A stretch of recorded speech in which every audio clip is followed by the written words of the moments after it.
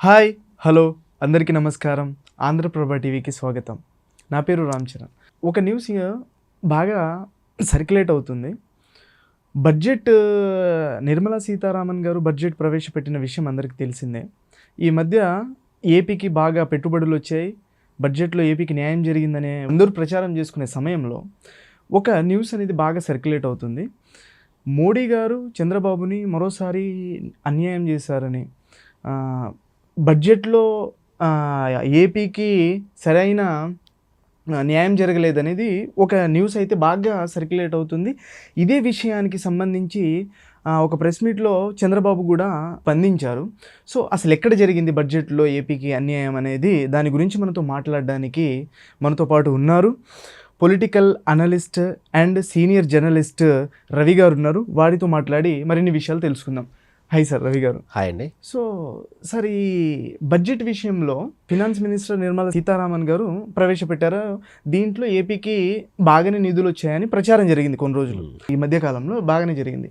So ఇంకో news ఏంటంటే బడ్జెట్లో అసలు ఏపీకి న్యాయం జరగలేదు, అన్యాయం జరిగిందని ప్రచారం జరుగుతుంది. సో దీని మీద చంద్రబాబు గారు కూడా చెప్పారు. సో అసలు ఎక్కడ జరిగింది అన్యాయం?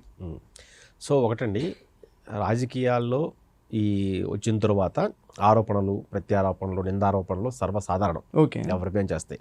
సో బడ్జెట్కి వచ్చేసరికల్లా పరిస్థితి ఎలా ఉంటుందంటే ప్రతి ఒక్కరూ ఎక్స్పెక్ట్ చేస్తారండి.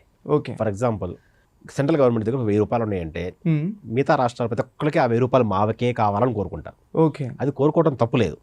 కానీ సెంటర్ ఇచ్చేటప్పుడు ఎవరికి ఎంత అవసరం, ఎంత మేర వాళ్ళు ఖర్చు పెట్టుకుంటారు, వాళ్ళ రాష్ట్రాల్లో ఉన్న పరిస్థితి ఏంటి, అక్కడ ఇస్తే అవన్నీ ప్రజలకు అందుతాయా లేదా, దాంతోపాటు ఫైనల్గా అక్కడ ఎక్కువ ఫండ్స్ ఇవ్వడం ద్వారా మన పార్టీకి అంటే బీజేపీకి ఏదన్నా బెనిఫిట్స్ జరుగుతుందా లేదా అని చూసుకుంటారు. సో రాజకీయాల్లో రాజకీయాల్లో అల్టిమేట్ గోల్ ఎవరికైనా అధికారంలో రావడమే. సో అలాంటప్పుడు అలా స్టేట్కి ఇచ్చేటప్పుడు చూడటం సహజం. సో అలా కంపేర్ చేసుకున్నప్పుడు ఇండియాలో ఉన్న అన్ని రాష్ట్రాలతో పోలిస్తే ఇప్పుడు త్వరలో ఎలక్షన్ జరగబోతున్న బీహార్కి ఎక్కువ ఇచ్చారని చెప్పి వార్తలు వస్తున్నాయి. ఇంకా చెప్పాలంటే నిజంగా ఎక్కువ ఇచ్చారు. అక్కడ వాళ్ళ పార్టీ మనుగడ కోసం నితీష్ కుమార్తో ఆయనకున్న సాన్నిహిత్యం పరంగా ఆయన ఇచ్చుకున్నాడు. సో మిగతా రాష్ట్రాల్లో అందరితో పోలిస్తే ఏపీకి చాలా బాగా ఇచ్చారని చెప్పాలి. చాలా బాగా ఇచ్చారు. ఎందుకంటే అమరావతికి 15,000 కోట్ల గ్రాంట్ రిలీజ్ చేశారు. అట్లాగే పోలవరం ప్రాజెక్టుకి నిధులు రిలీజ్ చేశారు. అవి కూడా 2028 నాటికి పోలవరం ప్రాజెక్టుని పూర్తి చేస్తామని చెప్పారు. బీజేపీ చెప్పింది. ఎందుకంటే అది పోలవరం కేంద్రం పరిధిలోనే ఉంది, వాళ్లే పూర్తి చేస్తామని చెప్పారు. సో పూర్తి చేసే పనిలో ఉన్నారు. దాని తర్వాత అసలు బడ్జెట్ కంటే ముందు వైజాగ్ స్టీల్ ప్లాంట్ ప్రైవేటీకరణ ఆపింది కదా, దానికి కారణం వాళ్లే కదా. దానికి ఫండ్స్ రిలీజ్ చేశారు కదా. ఫండ్స్ రిలీజ్ చేసినప్పుడు కూడా కుమారస్వామి ఏమన్నారు, ఫండ్స్ రిలీజ్ చేశాము, ప్రైవేటీకరణ అవ్వదు, ఇప్పుడు మీరు చేయాల్సిన మా పని మేము చేసాము, మీ పని ఏంటి, అద్భుతంగా పనిచేసి దీన్ని లాభాల్లోకి తీసుకురండి, ప్రైవేటీకరణ ఇప్పుడు కాదు కదా ఇంకెప్పటికీ అవ్వదు, అసలు మా నుంచి గ్రాంట్ రావాల్సిన అవసరమే మీకు ఉందని చెప్పారు ఆయన. ఆ తర్వాత అదొకటి ప్లస్ మనకి కోస్టల్ కారిడార్ కోసం హెల్ప్ చేస్తా అని చెప్పారు. చంద్రబాబు నాయుడు కూడా కొన్ని అర్జీలు ఇచ్చారు. ఎందుకంటే ఏ క్యాపిటల్ గా అమరావతిని మార్చాలని ఆయన కొంచెం విన్నపాలు చేశారు. సో దాని సందర్భంగా ఆయన దావోస్కి వెళ్ళినప్పుడు కూడా దానికి సంబంధించిన ఏర్పాట్లు కూడా చేసి వచ్చారు. సో దానికి ఆ కేంద్రం కూడా సపోర్ట్గా ఉంది, ఏ క్యాపిటల్ అమరావతిలో ఏర్పాటు చేయాలని. ఎందుకంటే రాబోయే రోజుల్లో మొత్తం ఏతోనే సాధ్యం. ఆ విషయాన్ని చంద్రబాబు నాయుడు గుర్తుపట్టుకుని చెప్పి దానికి తగ్గట్టుగా అంటే ఇప్పుడు ఆయన అడిగిన వాటిలో అన్ని ఇవ్వలేకపోవచ్చు, కానీ వేరే రాష్ట్రాలతో పోలిస్తే అప్పుడు తెలంగాణ ఇప్పుడు మనకి ఆంధ్రాకే ఏమీ ఇవ్వలేదు అంటున్నారు. అయితే ఆంధ్ర పేరు ఎత్తలేదు, పేరు ఎత్తకుండా కొన్ని బెనిఫిట్స్ ఇచ్చారు. ఆంధ్రాతో పోలిస్తే అసలు తెలంగాణ అసలు ఏమి రాలేదు. మరి తెలంగాణ వాళ్ళు ఏమనాలి, అసలు ఆంధ్రతో పోలీసు తెలంగాణకి ఏమి ఇవ్వలేదు.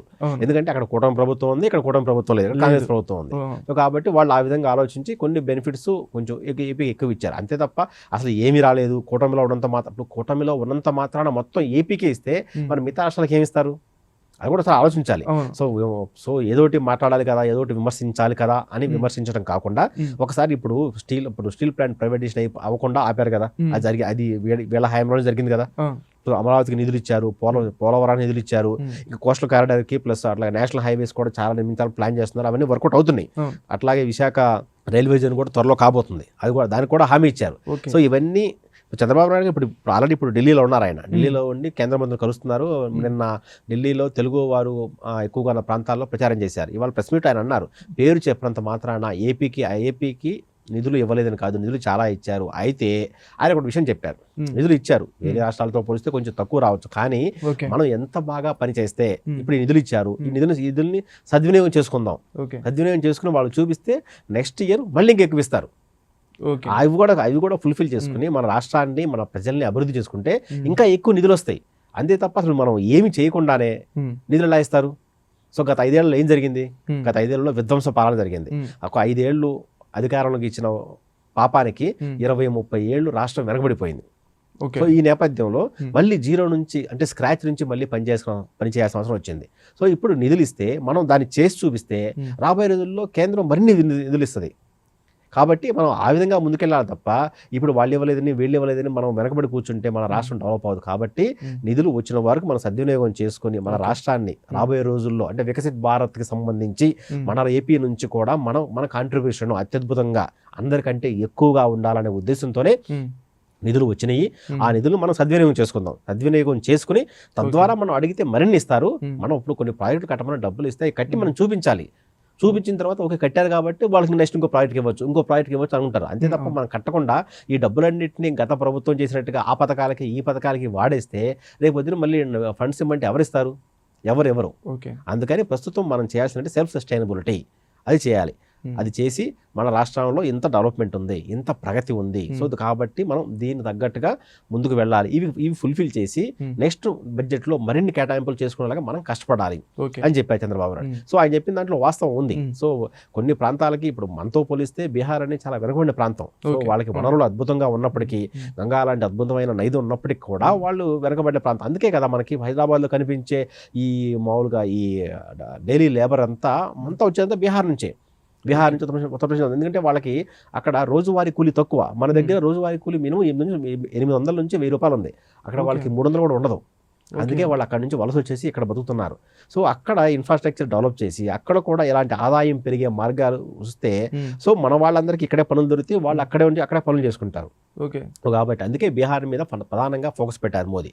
సో దానికి ఎన్నికలు కూడా కావటం ఇంకొక కారణం. అయితే ఇప్పుడు మనతో పోలిస్తే, ఇప్పుడు ఏపీతో పోలిస్తే తెలంగాణకి చాలా తక్కువ నిధులు ఇచ్చారు. తెలంగాణతో పోలిస్తే ఇంకా వేరే రాష్ట్రాలకు చాలా తక్కువ నిధులు ఇచ్చారు. అంత మాత్రాన మనం ఏదో కొంచెం వెనకబడిపోయినట్టు కాదు.